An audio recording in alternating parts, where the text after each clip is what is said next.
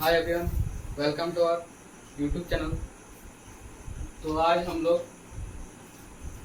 जो टॉपिक पढ़ने वाले हैं क्लास 9 का है। चैप्टर है पॉलिनोमियल, बहुपद। तो हम लोग प्रीवियस क्लास में कंप्लीट कर चुके हैं एक्सरसाइज 2.2। आज 2.3 को हम लोग देखने जा रहे हैं। तो उससे पहले कुछ जानकारी हम लोग को ले लेना होगा, तभी चैप्टर बनाने में आसानी होगा। तो चलिए आगे बढ़ते हैं। गुणनखंड प्रमेय, इसको जानने से पहले हम दो चीज आप लोग क्लियर करने वाले हैं। क्या? एक होता है गुणज और एक आता है गुणनखंड। एक आता है गुणज और एक आता है गुणनखंड। ये दो चीज क्लियर रहना चाहिए, ये कॉन्सेप्ट आप लोगों का क्लियर रहना चाहिए। तो देखिए, एक आता है गुणज, एक क्या आता है गुणनखंड। इसका कुछ जानकारी है तो इसको हम लोग छोटा सा एग्जाम्पल लेके देख लेंगे, तभी क्लियर हो जाएगा। ठीक, अगर बोलते हैं, चलिए इधर बताइएगा, ठीक, ध्यान दीजिएगा। जैसे बोलेंगे कि 6 का गुणज क्या होगा? 6 का गुणज क्या होगा? 1 2 3। 6 का गुणज क्या होगा? पहले कॉन्सेप्ट को सुनिए, एग्जाम्पल समझाते, ठीक है, फिर दोहराइएगा। ठीक, पहले जानकारी तो बढ़िया से ले लीजिए, इसके बाद फिर एक दो का एग्जाम्पल देंगे, तो पहले समझ लीजिए। ठीक, तो 6 का गुणज क्या होगा? तो गुणज जैसे 6 है, तो 6 का गुणज क्या होगा? होगा क्या? 6, फिर 12, फिर क्या होगा? 12, इसका क्या होगा? 18 ना। हाँ, फिर 24, फिर 30, अच्छा 24 थी ना। हाँ, 36, 24, 30, 36, इस तरह चलता जाएगा। हाँ, तो ये हो जाता है गुणज। ये क्या कहलाता है? इसको गुणज। और 6 से ये पूरा पूरी विभाजित हो जाएगा। इसका मतलब क्या है? 6 से पूरा पूरी विभाजित हो जाएगा। तो 6 का गुणज 6, 12, 24, 30 हो गया। हाँ, इसको बोला जाता है, गुणज को मल्टीपल बोला। क्या बोला जाता है? मल्टीपल। ठीक, क्या बोला जाता है गुणज को? मल्टीपल। अब चलिए आप बताइए, आकाश ध्यान दीजिए। आप बोलेंगे कि 7 का गुणज बताइए। 7 का गुणज क्या क्या होगा बताइए। 7 14 फिर 21। ठीक है, अब नेक्स्ट क्वेश्चन पूछते हैं। समझा गया ना ये सब गुणज? अब आते हैं गुणनखंड। एक आते हैं नेक्स्ट, क्या? गुणनखंड। तो इससे भी हम लोग एक एग्जाम्पल लेके समझ लेते हैं। फैक्टर क्या बोलते हैं इंग्लिश में? फैक्टर बोलते हैं। ठीक, तो इधर देखिए, जैसे बोलेंगे 6 का ही गुणनखंड निकालिए। 6 का गुणनखंड, तो ध्यान दीजिए। इसके बाद फिर एक एग्जाम्पल आप लोग से पूछेंगे। ठीक, तो 6 का गुणनखंड मतलब 6 को ऐसा संख्या ढूंढिए, मतलब 6 को विभाजित करने के लिए, एकदम पूरा कंप्लीटली डिवाइड करने के लिए संख्या ढूंढिए जो 6 को पूरा पूरी विभाजित कर दे। तो ऐसा संख्या मतलब 1 2 3 6 4 होगा, नहीं 6 होगा ना। हाँ, तो इसे कहते हैं गुणनखंड। मतलब 6 का गुणनखंड क्या क्या होगा? 1 होगा, 2 होगा, 3 होगा और 6 होगा। क्लियर? हाँ, क्लियर है ना? हाँ, अब देख लेते हैं। चलिए नेक्स्ट क्वेश्चन पूछते हैं। चलिए आप बताइए, 12 का गुणनखंड बताइए, क्या होगा? 12 का गुणनखंड 1 2 3 1 2 3 4 4 5 होगा, नहीं 6 7 होगा, 7 होगा, नहीं 8 नहीं 9 नहीं 10 नहीं 11 नहीं 12 ना। हाँ, और लास्ट में क्या आएगा? 24। लास्ट में क्या आएगा? और सॉरी 24 कैसे आएगा? हम तो 12 ही दिए हैं, क्वेश्चन ही 12 दिए हैं, सॉरी। चलिए नेक्स्ट एक क्वेश्चन पूछते हैं। 24 का। चलिए बताइए, 1 2 3 4 6 7 होगा, नहीं 7 होगा, नहीं, आठ। 8 होगा। 9 नहीं 10 नहीं 11 नहीं। 12 हाँ और लास्ट में क्या आएगा? 26। समझ आ गया ना? हाँ ठीक है, मतलब गुणज और गुणनखंड आप लोग का क्लियर हो गया। हाँ। ठीक। अच्छा, पिछले क्लास में हम लोग डिस्कस कर चुके हैं शून्यक के बारे में ना, तो आज इसका थोड़ा जो टॉपिक बचा हुआ है उसको हम लोग देख लेते हैं। क्या है, देखिए, गुणनखंड प्रमेय। ये क्या होता है? यदि px घात n greater than equal to 1 वाला एक बहुपद हो। px क्या है? px मतलब p ऑफ x। इसको कैसे पढ़ते, ध्यान दीजिए, सुन लीजिए। इसको पढ़ा जाता है px, हम लोग ऐसे बोल देते हैं, ठीक, लेकिन इसको पढ़ा जाता है p ऑफ x। क्या पढ़ा जाता है इसको? p ऑफ x, ठीक। और p मतलब क्या होता है? पॉलिनोमियल। p मतलब क्या होता है? पॉलिनोमियल मतलब बहुपद, ठीक है। तो ये घात n equal to greater than 1, मतलब ये इसमें सुनिए थोड़ा, इधर n greater than equal to 1, इसको थोड़ा नोटिस कीजिए। देखिए, n greater than equal to 1, ये क्या है? एक से बड़ा था, एक से बड़ा है n का वैल्यू, n का वैल्यू एक से बड़ा है या तो x के बराबर है, तो वैल्यू क्या क्या आएगा? 1 आएगा। n का मान क्या क्या आ सकता है? 1 आ सकता है, n का मान 2 आ सकता है, n का मान 3 आ सकता है, n का मान 4 आ सकता है। मतलब बहुपद क्या है? ये वाला घात, मतलब देखिए, जैसे यहाँ पर ध्यान दीजिए थोड़ा, x का स्क्वायर आ सकता है प्लस 2x प्लस 3, इस तरह का बहुपद हो सकता है, ठीक। या तो x क्यूब वाला भी आ सकता है, ठीक है, इस तरह बहुपद आ सकता है। मतलब यहाँ पर हम लोग देखिए कि n greater than equal to 1, मतलब n का मान 1 से ज्यादा होना चाहिए, तो n का मान 1 के बराबर होना चाहिए। तो फिर घात बोल रहा है कौन वाला? ये वाला ध्यान दीजिएगा, ये वाला बात कर रहा है, ठीक। तो ये बहुपद हो और a कोई वास्तविक संख्या हो, तो वास्तविक संख्या पता है क्या होता है? Real number. वास्तविक संख्या मतलब होता है रियल नंबर। रियल नंबर का मतलब क्या होता है? सारा, जितना सारा संख्या है सब उसी के अंदर समा जाएगा, ठीक है। जैसे उसके अंदर क्या क्या आएगा? परिमेय, अपरिमेय, भाज्य, अभाज्य, टोटल आ जाएगा ना, सब आएगा उसके अंदर, सम संख्या, विषम संख्या, सब आ जाएगा, ठीक। तो वास्तविक संख्या तो x माइनस a px का एक गुणनखंड होता है यदि pa इक्वल टू 0। ध्यान दीजिए, कंडीशन क्या दिया? पहला कंडीशन देखिए, x माइनस a px का गुणनखंड तभी कहलाएगा, ध्यान दीजिए थोड़ा, x माइनस a px का गुणनखंड तभी कहलाएगा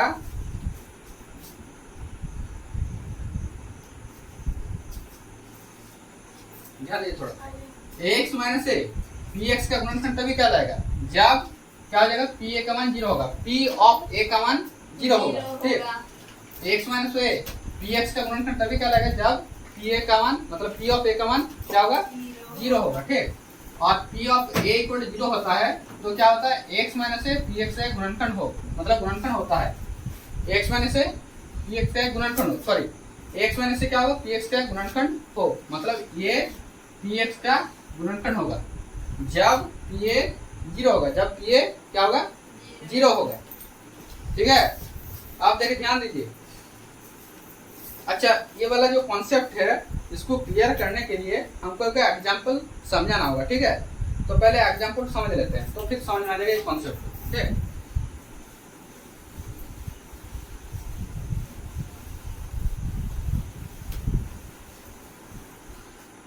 ध्यान दीजिए,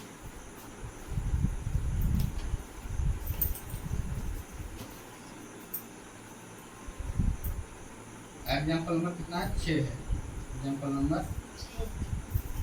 6, ठीक। यहाँ पर क्वेश्चन क्या है, देखिए, जांच कीजिए कि x plus 2 बहुपदों x cube plus 3x square plus 5x plus 6 और 2x प्लस 4 का एक और 2x+4 का एक गुणनखंड है या नहीं, इसको हम चेक करना है। देखिए क्वेश्चन में क्या किया है, ध्यान दीजिए। देखिए थोड़ा क्वेश्चन में देखिए, जांच करना है x+2 बहुपद क्या दिया। देखिए ये p ऑफ x का मान है, किसका मान है, p ऑफ x का मान है एक, और एक बहुपद दिया है 2x+4। अच्छा इसका देखिए तो घात को देखिए, तो उसमें घात के वो है, मतलब घात कितना कितना है। देखिए ये एक बहुपद है और एक बहुपद है, तो इसमें घात देखिए कितना है, सबसे अधिकतम पावर को देखना है, मतलब अधिकतम घात को देखना है। ठीक, तो सबसे अधिकतम घात कितना है, 3 है, और इसका घात कितना है, 3। इसका घात कितना है, 1 है ना, तो घात 1 है, इसका घात 3 है। ठीक, तो चेक करना है, क्या चेक करना है कि x+2 का एक, मतलब ये बहुपद का ये एक गुणनखंड है, बहुपद का ये एक गुणनखंड है, ये बहुपद है, इसका एक गुणनखंड ये है। तो हम लोग गुणनखंड प्रमेय पढ़ लिए हैं। ठीक, उसी का हेल्प लेकर हम लोग टोरंटो कर लेंगे। ठीक है, तो देखिए क्या करेंगे, x+2 का एक शून्यक निकालेंगे। पहले क्या करेंगे, x+2 का शून्यक निकालेंगे। ठीक, तो लिखते हैं हम लोग x+2 का शून्यक। अच्छा पिछला क्लास में हम शून्यक निकालना बताए थे ना, शून्यक कितना हो देखिए। तो शून्यक अगर निकालना नहीं आता है तो फिर हम एक बार दोहराते हैं। ठीक, शून्यक कैसे निकाला जाता है,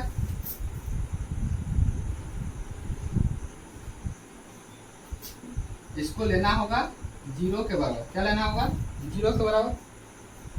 तो x का मान कितना आएगा, -2। x का मान कितना आएगा, -2। ठीक है, x का मान कितना आएगा, -2 आएगा। तो शून्य कितना आ जाएगा, -2।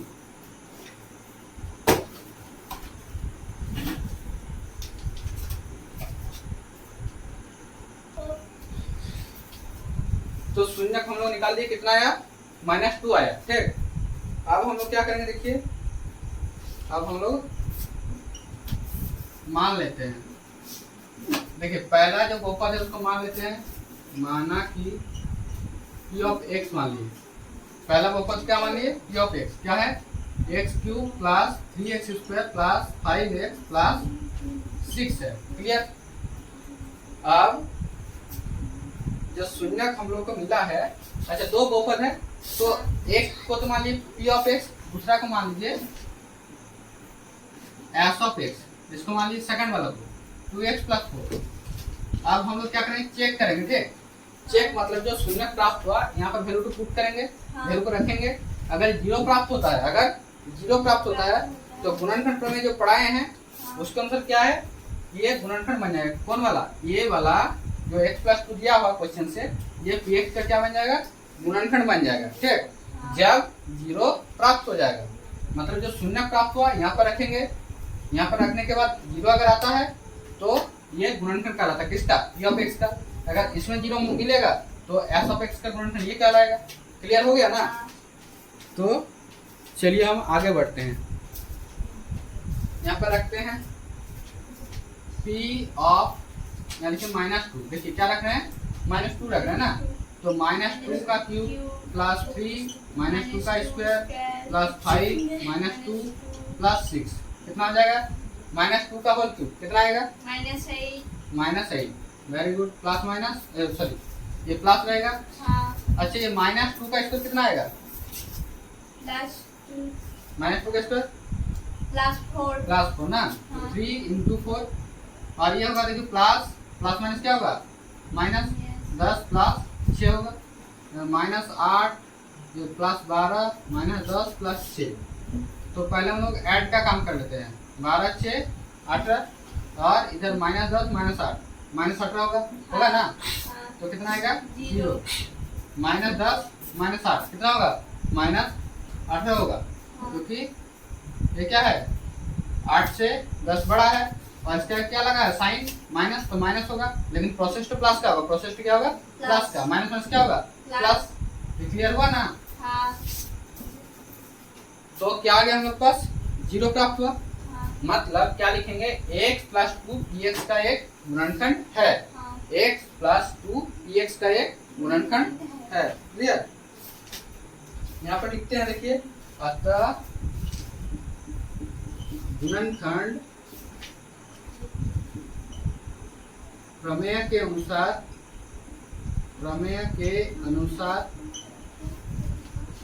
गुणनखंड प्रमेय के अनुसार x प्लस 2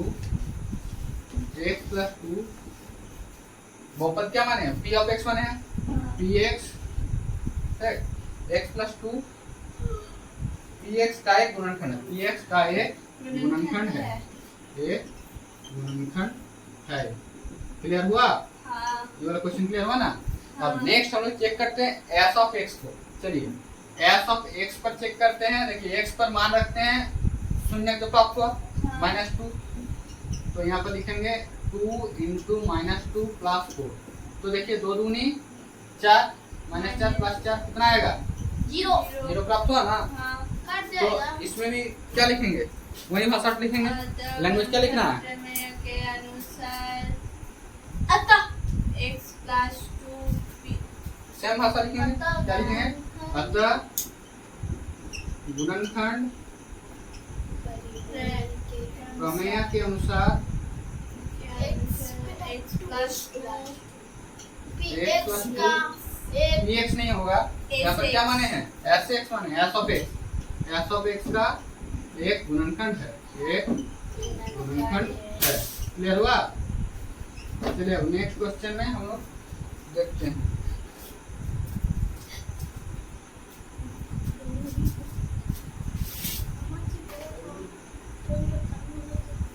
तो अब हम लोग आगे बढ़ते हैं चैप्टर में।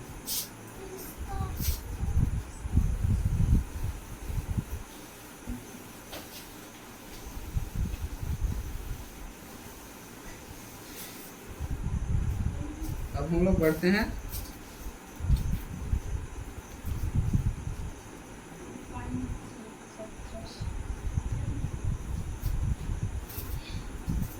तो अब आते हैं हम लोग एक्सरसाइज 2.3 में। एक्सरसाइज 2.3 का बात कर लेते हैं। कुछ क्वेश्चन आज देख लेते हैं।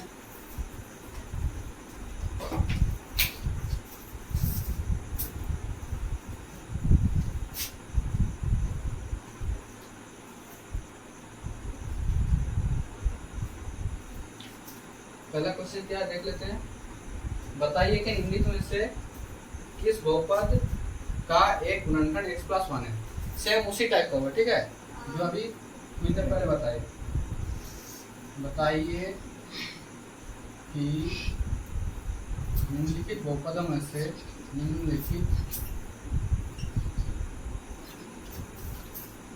बहुपद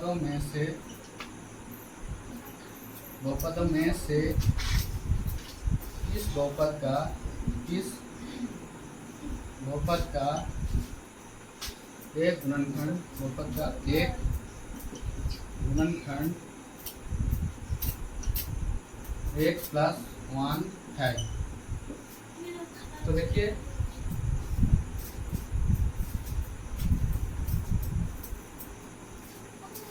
बताइए कि निम्नलिखित बहुपदों में से किस बहुपद का एक गुणनखंड x प्लस 1 है।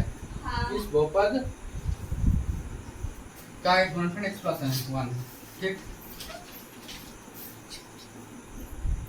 तो पहला क्वेश्चन है हम लोग पास क्या है, x cube plus x square plus x plus 1 ये है दिया है, इसमें बहुपद दिया है। पहला क्वेश्चन जो है ये बहुपद है, तो इसमें हम लोग चेक करके देखेंगे। क्या देखेंगे कि इस बहुपद का गुणनखंड ये है, इस बहुपद का गुणनखंड ये है।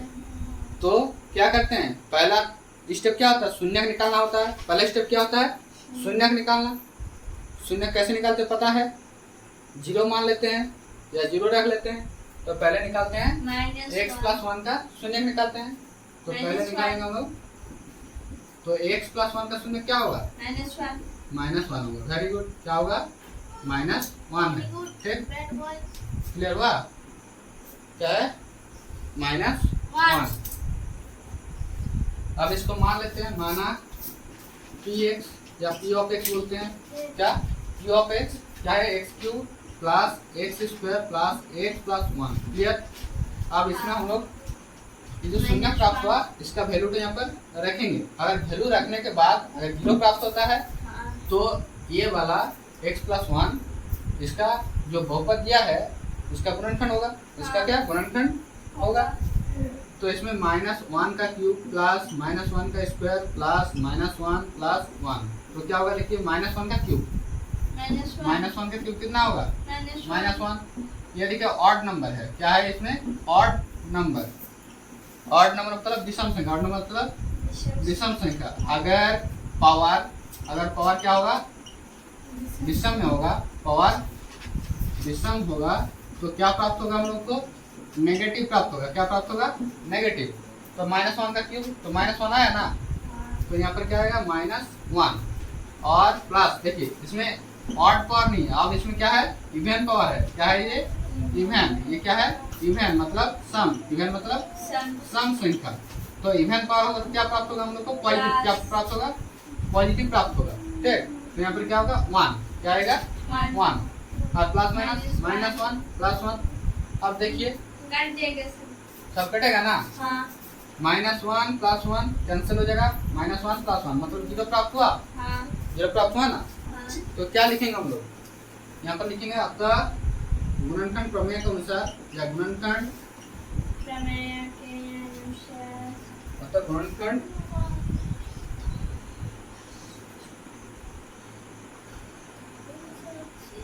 प्रमेय के अनुसार, प्रमेय के अनुसार क्या लिखेंगे, x प्लस 1 px का एक गुणनखंड है, x प्लस 1 px का एक गुणनखंड है, px का एक गुणनखंड है। क्लियर है, हाँ। गुणनखंड है, ठीक है, क्लियर हो गया। नेक्स्ट क्वेश्चन देख लेते हैं, x⁴ plus x³ plus x² plus x plus 1, इसको चेक करते हैं। 2 number,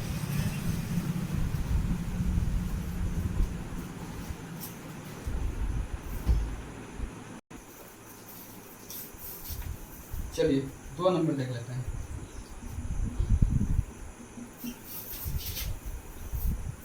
x⁴ plus x³ plus x² plus x plus 1, ये बहुपद दिया है। ठीक, तो हम लोग इसको भी पहले क्या निकालना है, शून्य। पहले क्या निकालना है, शून्य निकालना है। ठीक है, क्या निकालना है, शून्य निकालना है। तो देखते हैं x प्लस 1 का शून्य क्या होगा, -1 होगा ना। हाँ -1 है, इसको मान लेते हैं बहुपद को, माना। अब p of x, s of x जो मानना है आप लोग मर्जी है, तो हम p ऑफ x ही मान लेते हैं। क्या मान लेते हैं, p of x, x⁴ plus x³ plus x² plus x plus 1। तो हम लोग इसमें रखते हैं शून्य का वैल्यू, तो p ऑफ -1 का p⁴ plus -1 cube plus -1 square plus -1 plus 1। पहले समझा दिए, अगर इवन पावर है तो क्या होगा 1 बनेगा, प्लस 1।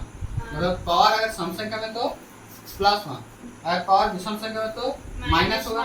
तो प्लस है, ऑलरेडी प्लस है यहाँ पर, और यहाँ से माइनस प्राप्त होगा, तो क्या प्लस माइनस क्या हो जाएगा, माइनस बन जाएगा। तो -1 इधर देखिए, -1 का स्क्वायर मतलब इवन पावर मतलब सम संख्या है। हाँ तो क्या होगा प्लस 1, और ये प्लस -1 प्लस 1 कट जाएगा, प्लस माइनस प्लस माइनस 1 बचेगा। हाँ जीरो प्राप्त हुआ नहीं, तो लिखेंगे अतः गुणनखंड परिमेय प्रमेय के अनुसार x plus 1 x plus 1 px का गुणनखंड नहीं है, गुणनखंड नहीं है, का गुणनखंड नहीं है, नहीं है। क्लियर? हाँ। चलिए और 2 क्वेश्चन है, देख लेते हैं।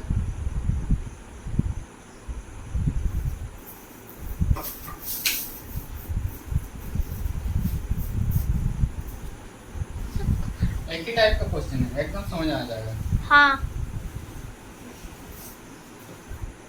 नेक्स्ट है 3rd नंबर क्वेश्चन। हाँ। x to the power 4 हाँ। प्लस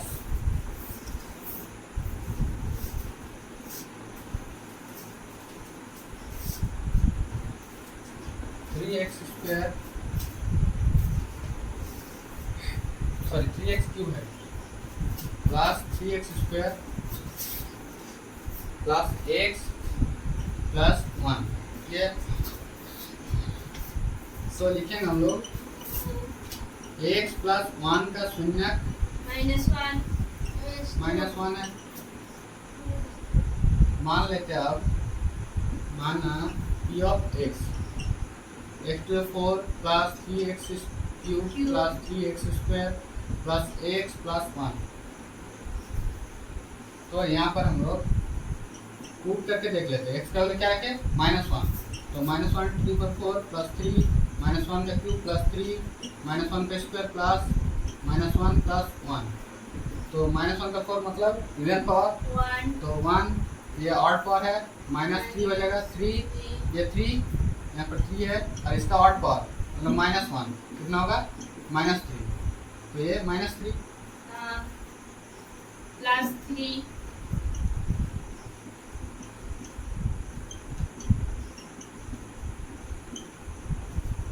ये होगा -3 और ये क्या होगा?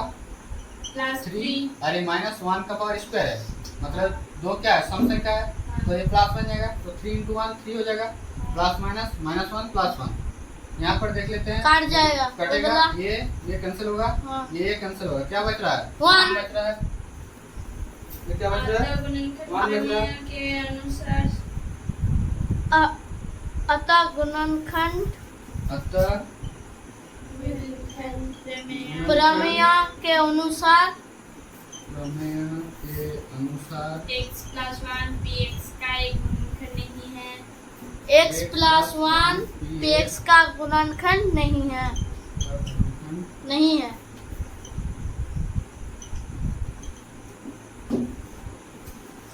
Last question,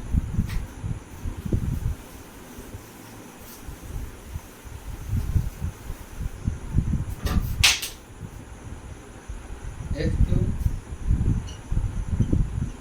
minus x square minus bracket 2 plus √2